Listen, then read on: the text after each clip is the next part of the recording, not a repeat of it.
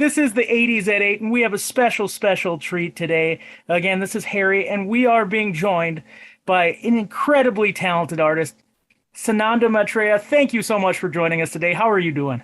I'm fine, Harry, and I thank you for inviting me onto your show and for giving me some time to spend with the wonderful people of in the Dakotas. I really appreciate that. That's awesome. Well, first thing I'm going to do is I'm going to share a memory to one of my first musical memories, if I could do that with you, if that's okay. All right, you go ahead. You got me in trouble, though. I have to say, you got me in trouble. I was 4 years old, and on MTV, the song Dance Little Sister was very popular.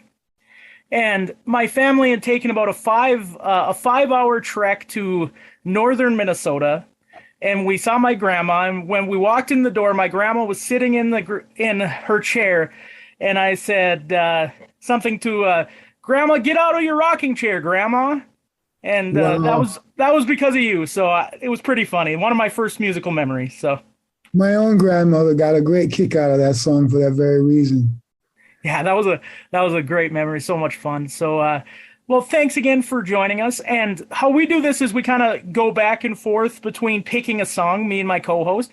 And I would like to give up my song choice to one of your songs from the 80s. Is there something you would like any song that you recorded in the 80s that you would like our listeners to hear today?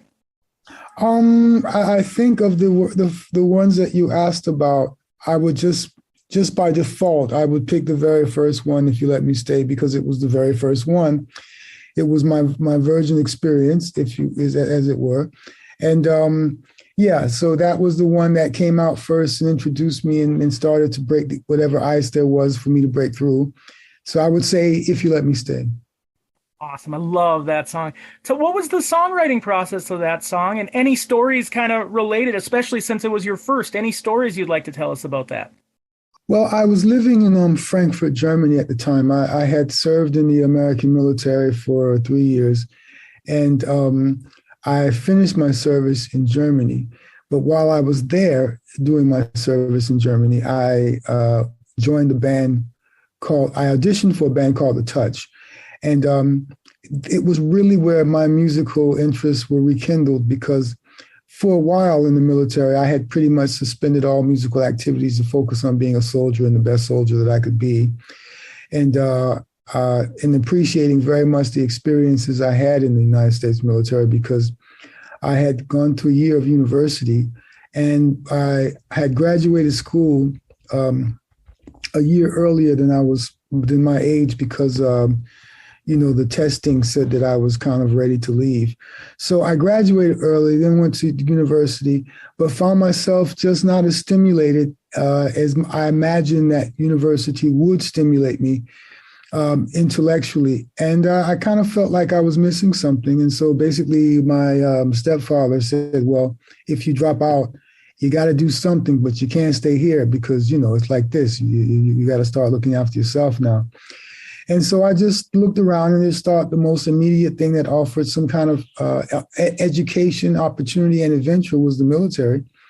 And so, to cut to the chase, I wound up going to Columbia, South Carolina, and Fort Jackson for my basic training. Then I was sent to Fort Sill, Oklahoma, where I have some kind of blood connections through my Native American ancestry. And then they sent me to Germany. The claim to fame to the unit I was in was that it was Elvis's unit when he was sent to Germany as well. So I was always proud of the fact that I served in the same unit as Elvis. And when I got out, I had already kind of gotten back into music and gotten into this band, The Touch. And I started writing songs. And the first few songs I wrote were with one of the two guys who I were writing songs with in the band, The Touch. But then I only stayed for a couple of years before I began writing songs on my own.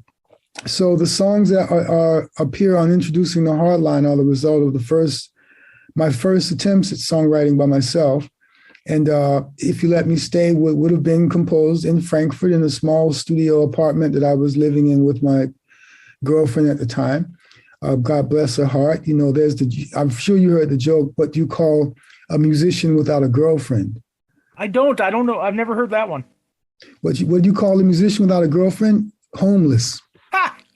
So basically, I have to give her a lot of credit because while I was writing songs on my little Casio keyboard and my Roland 808 drum machine, which is all I had, but was certainly more than sufficient, that's when I wrote those songs that appear on Introducing the Hardline. So If You Let Me Stay would have been actually one of the very first songs that I recorded in Frankfurt in my little studio apartment.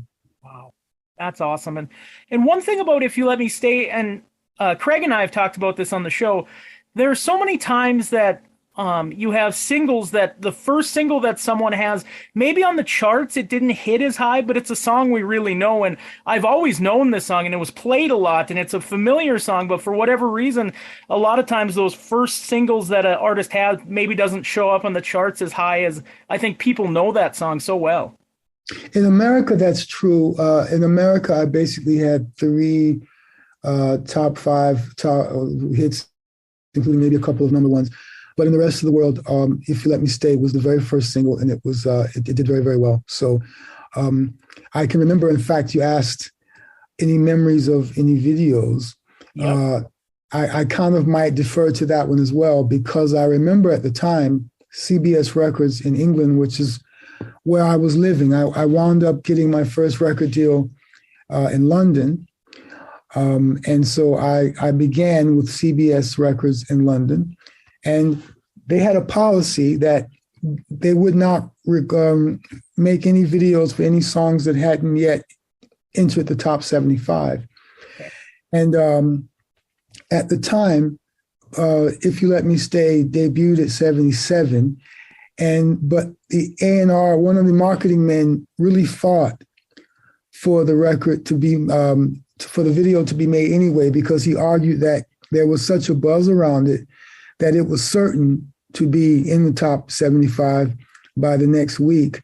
So I do remember there was a bit of a calamity about whether or not the president would agree to forego the normal procedure and green light the video for it anyway.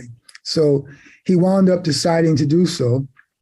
And I think we had it done within 2 weeks. But in any event, his instincts were right, because by the next week, it had already entered like the top 50 or something. So, and then from that point, if I'm not mistaken, it reached all the way to number 7, and that was the lowest chart position of that project. Everything else went to number 1 or top 3 or something of that nature. But I kind of remember that just because of the kind of the politics that were behind whether or not it should have been made in the first place when they made it.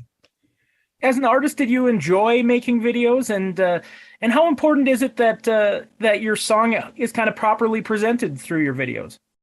Initially, Harry, you're excited about everything. Everything is new. Everything is exciting. The photo sessions, the interviews, but sometimes the repetition and sometimes it catches up to you, and that's when you kind of invite trouble. And I say that because I can remember having to do press, and I had to do 30 interviews in one day. And I remember like you do like 20 or 15, and then you take a break for lunch, and then you come back and do the next 15. I can remember after the first 15 interviews, I started making up stuff just to keep myself amused, just to keep myself into what I was saying. Well, not necessarily making things up, but the story started to drift and become a bit more of a tall tale. Yep. Each time after like the first 15, 16, interviews where it's like you get asked the same questions and you have to keep yourself from falling asleep. So I started making things up a little bit, to the degree that before you realize it, this monster is out of the lab now, and you've got to answer for it. You talked about making If You Let Me Stay. Is there any other video that you've, currently or in the past that you've really enjoyed making more than the others? I kind of have a memory of the Vibrator video, because of the schedule, we were on tour. We were touring Europe at the time, Europe and Asia, I think. And the only time I had to film it was my birthday. It was my 33rd birthday, I remember. So for some strange reason, it stands out because it was the first thing like that I'd ever done on my birthday. Instead of taking the birthday off like normal people or sane people would do, I allowed myself to be talked into doing that video on my birthday. But it turned out just to be like, a lot of fun because I got the guys behind it. And, I think we got a bit drunk and just I had a few beers and just said, screw it, let's go for it. And we started the birthday party pretty early. And I remember my friend George Michael calling me, late great George Michael calling me to wish me a happy birthday, and was shocked that I was actually shooting a video. And he kind of told me off that I shouldn't let myself be pushed around to such a degree. But I just kind of told him the situation was that this was really the only time I had if I wanted to get it out there. And the fact that I kind of was enjoying what we were doing that day. So I remember him calling to invite me out to dinner. And again, him being shocked when he realized it would have to wait until a certain time because I had to finish the video that day. Wow. Well, thank you for sharing that. That's great, Sananda. You're welcome. I also remember then going back a few years before that, the last video we shot for a single for that first project was Sign Your Name. Yep. And I remember that because if I don't write the videos myself, I certainly usually have a meeting with the directors and we talk about what it is I want to do or what I want to focus on. And that one stood out because for two reasons. I finally got to ride a motorcycle in the video. I was a big motorcycle guy at that time. And at the same time, all of the videos, I made sure that the first video, If You Let Me Stay, was about a relationship. And I remember insisting that for the rest of the videos that we shot for that project, the secondary line or the second story in every video, regardless of how different each video was, had to continue that relationship. Mm-hmm. So I think I was one of the first people to actually do that, to basically have a motif running throughout all of the videos, which was like the ongoing travails of this particular relationship. And what stands out about that is that the relationship between me and the person became real, and it actually wound up ending on the Sign Your Name video because the mother of my first, as salacious as this might sound, the mother of my daughter, I have 3 children. I have a daughter who's English, but I met her on that video, and so it was a very strange and weird time because as I was kind of falling out of one situation, I was falling into the next situation while we were shooting that video. So it just kind of stands out for me as something that was very personally transitional. Not to mention the fact that after that video, I wound up getting a lot of cool bikers coming to my concerts. That's awesome. That's funny. And then my last question before we play If You Let Me Stay is we recently did our R&B week, and is there any kind of 80s R&B artist songs that you still listen to, that you enjoy, who you were fans of? Well, I don't consider Prince to be R&B because he transcended all of that for me, and he was one of my dearest friends. And I kind of see Michael Jackson also kind of beyond category. I would say if we were looking more at R&B, as we defined it at the time, I would say The Time, the group The Time, yeah, out of Minneapolis. And I love those guys. They were probably my favorite band of the 80s that came out of the 80s, I guess. Yeah, and since we're so close to Minneapolis, we talk a lot about Minneapolis. We were talking about Minneapolis-based music a lot, especially during our R&B week, because we did play a song by the Jets, and we also talked about Prince, and there's a great R&B scene in Minneapolis. Yeah, totally. What blew my mind was I only found out, I don't know, well into my adulthood, that the Mississippi River runs all the way up to Minnesota. I was like shocked. I never really thought it occurred to me that it went that far north. Yeah, and that state park, if you ever get a chance to check it out, it's beautiful.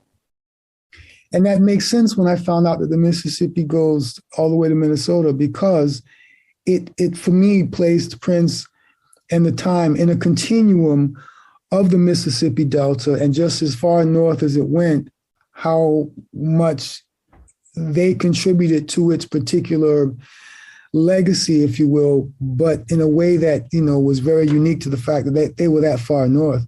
But I remember Prince saying to me that the reason he kept his base in Minneapolis or in Minnesota was because it was so cold that it kept all the bad people out. Love it. I love it. That's great. And then one other thing that I'd like to mention is Craig and I, my co-host and I on this show, always talk. We are my favorite band of the 80s and his favorite band of the 80s. We kind of go back and forth and we give each other a hard time. And you have associations with both, I believe. Mine is In Excess and his is Duran Duran. And you toured with Duran Duran, correct? Yes, I toured with them, and I was pretty close to some of the personnel for a while, for sure. And In Excess, I did a concert in the year 2000 with In Excess, filling in as capably as I could Michael Hutchins's shoes, who was also a dear friend. And for the opening of the Olympic Park, because if you remember, Sydney had the 2000 Olympics, and I was invited to do 5 songs with In Excess to basically open the Olympic stadium, the Olympic Park, and it was an incredible, incredible experience. And I remember for a week I rehearsed with the band the 5 songs that we were going to do. And what was mind blowing, besides the fact that I could, I was very much sensitive to the presence of Michael's spirit, was the fact that every rehearsal I got to basically sit in front of the drums and listen. And God, I wish I could remember off the top of my head his name, but in fact, Michael was closest to the drummer of In Excess. They were roommates for a long time when they first started out. And it was an amazing experience to work with that rhythm section every day and see and hear firsthand why they were so fucking awesome. For sure. And I was just watching that video. I remember watching that video when I was in college of the show in Australia. And yeah, you did a great job, Sananda. I thought you had brought so much to it. Well, it was just incredible because, again, I remember speaking with a friend, a woman who was very close to him, and she was also telling me that she was getting some vibes even before I asked, or they asked me about me doing it. Here's a strange coincidence, if you will. The reason that In Excess thought to approach me was because a rumor was going around before they even approached me that I was going to join In Excess. And I remember hearing the rumor and thinking, that's news to me. But they heard the same rumor got back to them, and that made them think, well, let's ask him to see if he wants to do the concert with us. So there were a lot of strange little things that kind of helped that thing come together.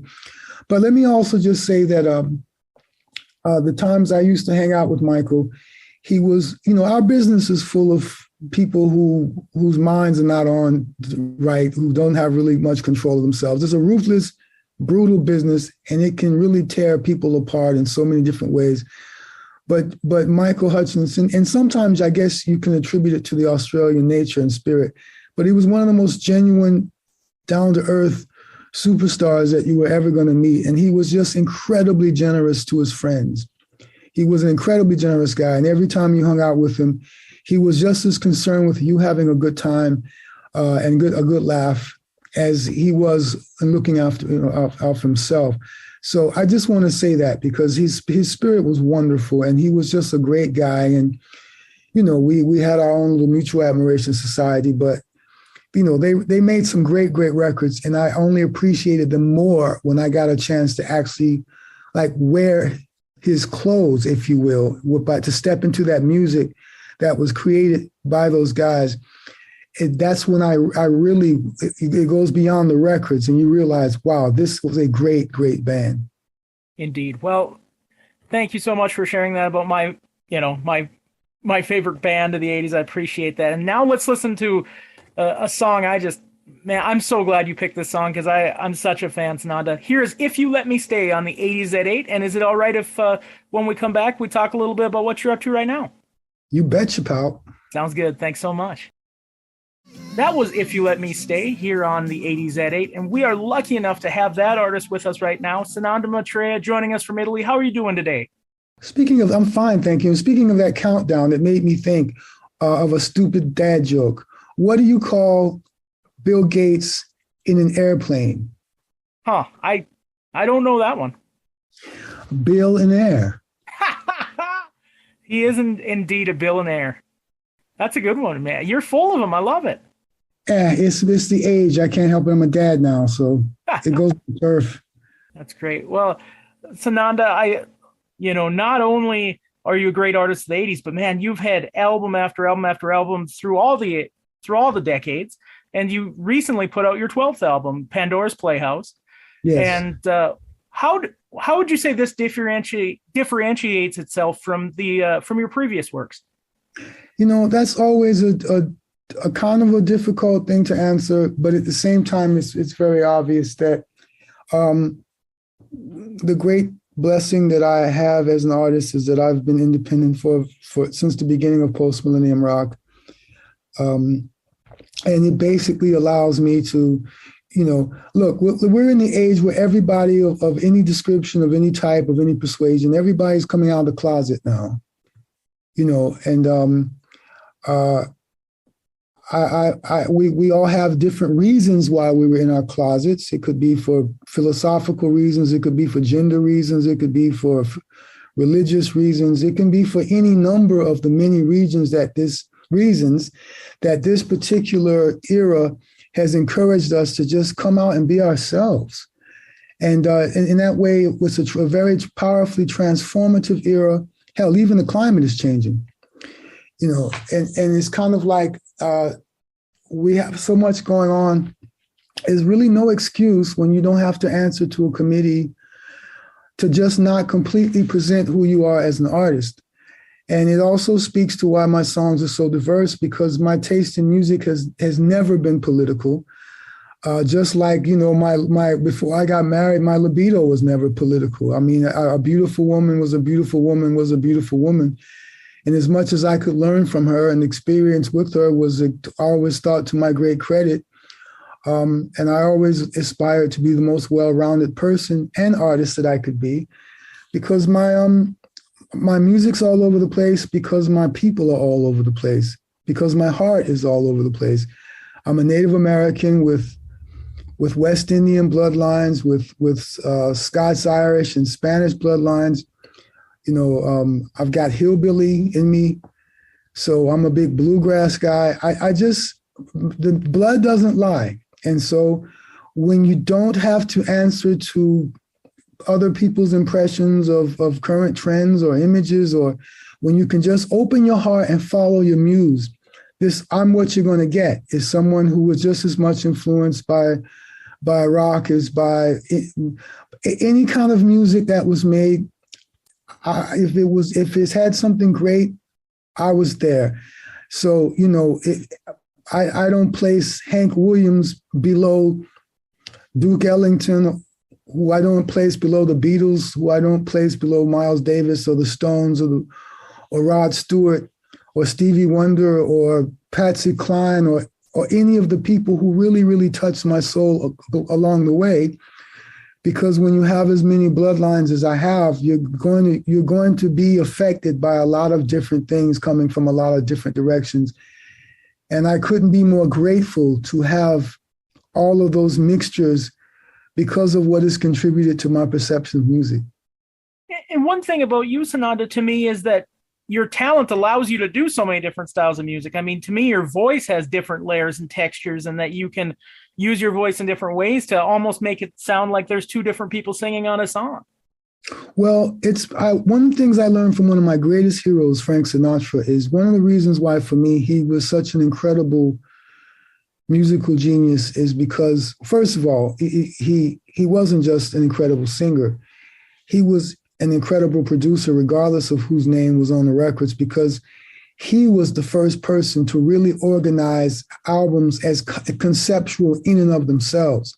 He was the first person to say, instead of putting together a bunch of songs, why don't I give every project a theme to rally those songs around, a mood, a texture, something. And I can remember one of the first things when I started making enough money to do so was going to Tower Records in London and buying his complete works was sold in a box set from Capitol.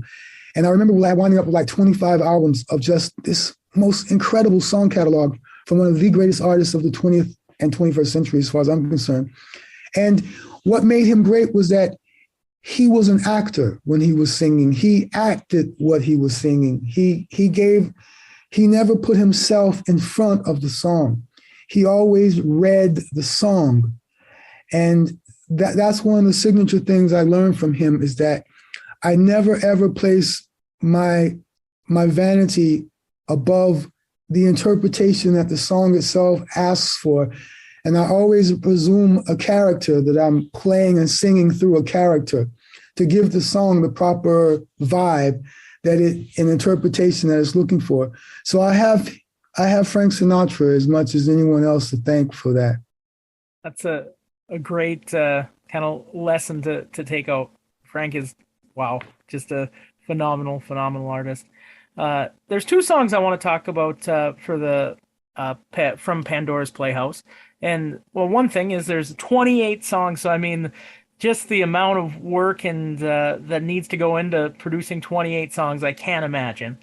Sorry, if I can interject, what constitutes the answer to that is that I'm certainly not alone in being prolific. I have many peers who, if they were called upon to do that, could do that. The thing is, when you don't have to spend as much energy swimming upstream, when instead of having to fight, the record companies or whatever, or management for who they perceive you to be, what's expected of you by radio, what's expected of this according to where your image was last, it frees up an incredible amount of energy to just create, because this is what we do. We're creators. As far as the two songs I wanted to talk about today, the first was one of your singles off of it was Her Kiss, and both the acoustic version and the I guess the single version, as you call it, just really stuck out to me. Talk a little bit about the songwriting process in that song and how that one came together. Ironically, this is the thing. One of the reasons why I can put out so many songs is because so far I've published over 300 songs, but I've probably written close to 4,000. And many of them still sit on a list of songs I'm still waiting to get to, because every time I put a project together, it's always a mixture of the songs that have been most pressing you since the last project, as well as songs that keep bugging you and insisting that, hey, when are you going to get around to recording me? You've had me for a while now. The two songs that I had the longest, that have sat with me the longest on Pandora's Playhouse, were Her Kiss and the Ballad of Rod Steiger. The Ballad of Rod Steiger came from actually a time that I was able to spend with Rod Steiger when I was living in Malibu. And I've had that song for at least a dozen years, just waiting for the right moment, the right opportunity, the right space to do that song in, because it was so personal to me and for me that every time it would come back up, I would always kind of feel like, maybe this isn't the time. And while you're waiting, of course, it's still incubating. And it was finally this project that I thought would be the absolute perfect setting for the Ballad of Rod Steiger to be given the full attention and that I felt it deserved. And I'm happy I waited, because some songs are not just waiting to be completed. Some songs are waiting for you to grow into them. so that they're also augmented by the level of maturity that you've gained in the meantime. Her Kiss is the other song that I've probably had for at least a decade, but there's a part of me as a writer that's a bit overly critical. And my criticism, to be honest, of Her Kiss before, in the years before, was this: it was just too simple. It was too, quote unquote, I'm ashamed to admit this, it was too commercial. It was just too kind of easy. And sometimes I like to be challenged a bit as a composer and as an arranger. And I felt that Her Kiss kind of was just so simple and so, which of course most people would say, duh, that's the reason why you should share it with people, because, well, people love simple music. But it wasn't until I came up with the idea of taking Her Kiss and marrying it to the bridge part, which is da da da da da da da da da da da da, that part, which it happens twice in the song. She's leaving and I'm going to miss her. That part. Yep. That was actually taken from another song that was completely different. And when that idea occurred to me, hey, why don't you just take Her Kiss? Because Her Kiss was always been like, her kiss really matters to me. Her kiss really matters to me. It destroys my will and makes my inner whispers quiet and still. It never wanted to be anything lyrically more complicated than that. So for a while, I was kind of like, okay, but what am I going to do with that? Because it was very stubborn in insisting that it remained like a mantra, like a thing that you just said over and over, a hypnotic mantra. So finally, when I came up with a solution to marry it to the other song and use the other song as the bridge to Her Kiss, that's when I realized I was ready and the song was ready. I always thought that, like you're talking about, that bridge, I thought really brought everything together, and that's kind of honestly probably my favorite part of the song, especially, you know, when you talked about "and I'm gonna miss her," just the way that all came together. I loved it. Well, I'm a massive, I like many sensible, reasonable people, I'm a massive Beatles fan. They gave me my first memory as a person in life. And, you know, John and Paul used to do that a lot. It was sometimes it's like, okay, we got another record due. What do we do? You know, and they would just, you know, they were great arrangers as well as songwriters. And they would, you know, every record would have at least a couple songs that were the amalgamation of some other stuff that was sitting around waiting to be finished. That's how they came up with the classic side 2 of Abbey Road. I was just going to say the last song I want to mention was, I don't know, is it kind of a tribute to Prince? It's a beautiful instrumental and great piano playing. Was that kind of what you'd say? Is it a tribute to him, or how would you kind of describe that, Sananda? I would describe it just as you perfectly described it. I was very, very close to him. He died while I was making Prometheus and Pandora, the previous project. But the thing is, not only did that hit me very, very hard, but there were 4 of my friends or heroes who died or who passed during that same, while I was making Prometheus and Pandora. There was Prince, there was David Bowie, there was George Michael, and there was Tom Petty. And Petty was another hero of mine who, because we both came from Florida, and he grew up just up the road from where I grew up. Well, we had a pretty, you know, close connection musically and spiritually.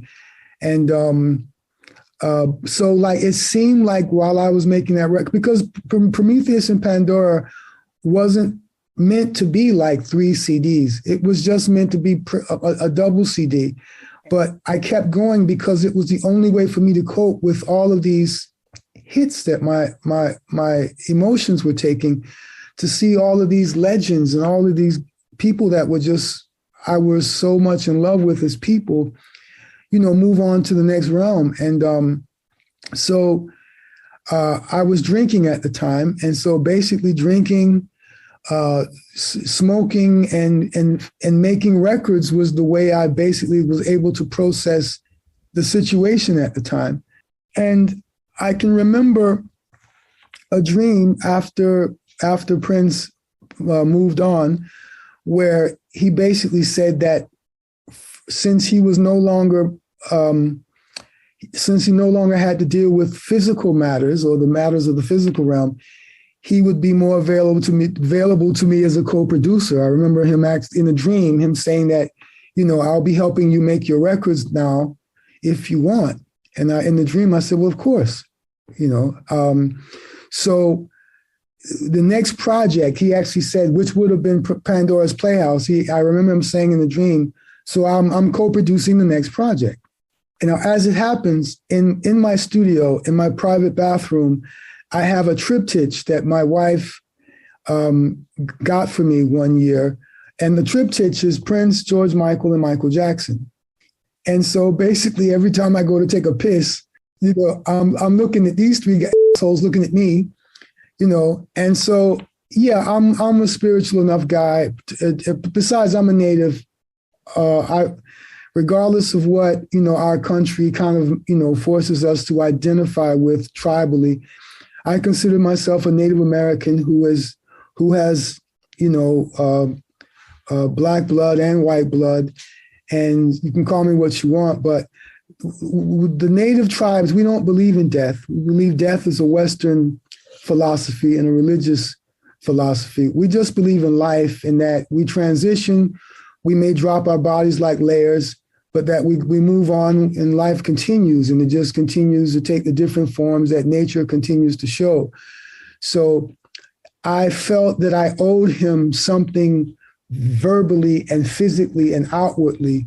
And so, yes, Prince was something that I sat and created just to honor how much he meant and still means to me as a friend and as a mentor. Well, and I just think it's a beautiful way to wrap up Pandora's Playhouse. Thank you. I appreciate it. I was very moved by it. I normally don't sit down and compose. I usually wait for the idea to tap me on the shoulder and say, hey, what about this? And then I kind of follow it and finish it. So it's actually rare that I sit down and take up a guitar or a piano and say, okay, now I'm going to consciously write a song. But that's something that I do remember determining I needed to do, because I needed to put something out there that, I love you, man, and I appreciate very much. He was an awesome friend. He was an awesome mentor.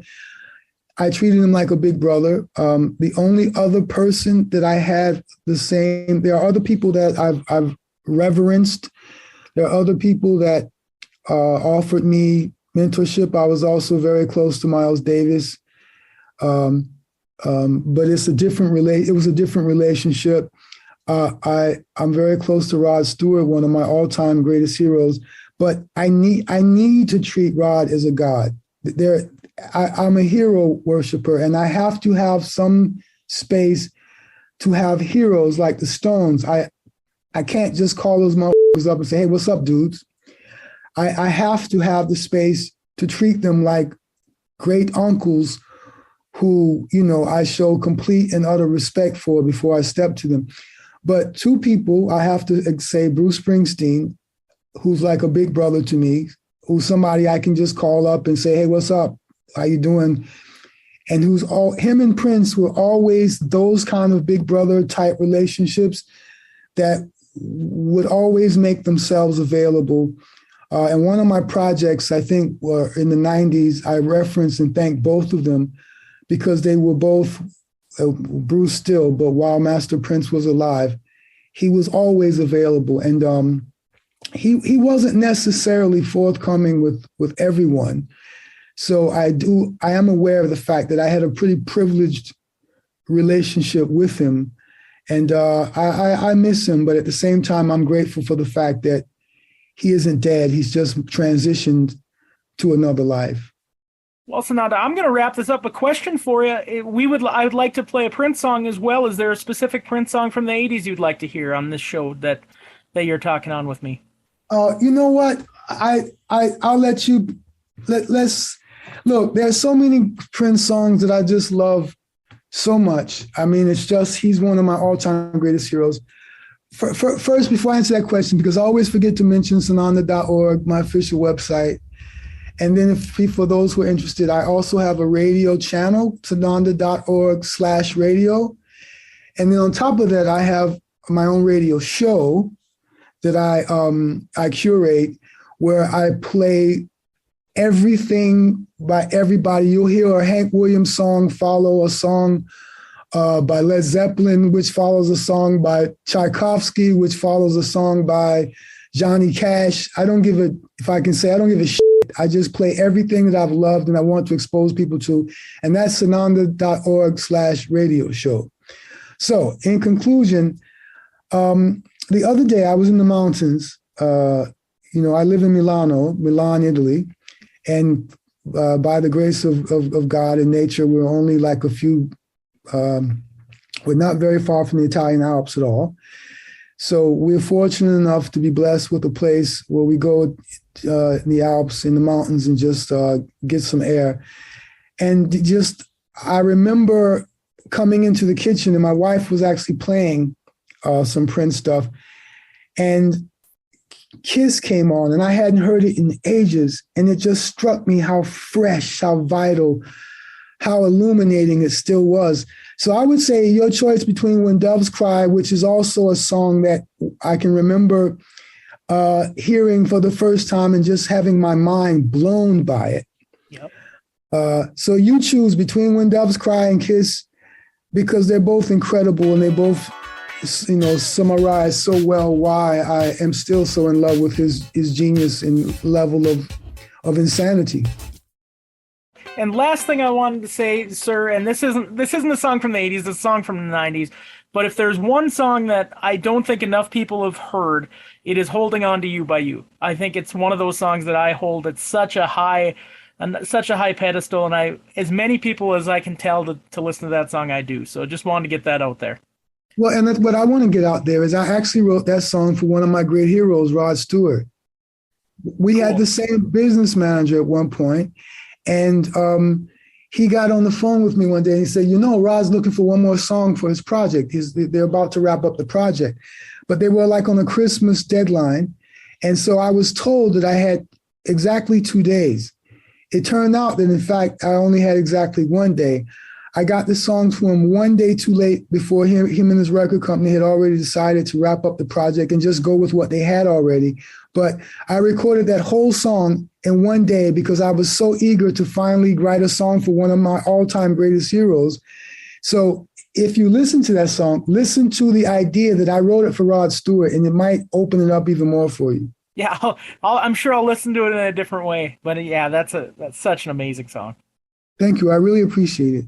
Well, Sananda, thank you so much for joining us today. It's been an absolute pleasure, and just thanks for sharing so many stories, and it means the world. Thank you so much. Okay, Harry, and thank Craig, and thank your audience very much. I really appreciate this time as well.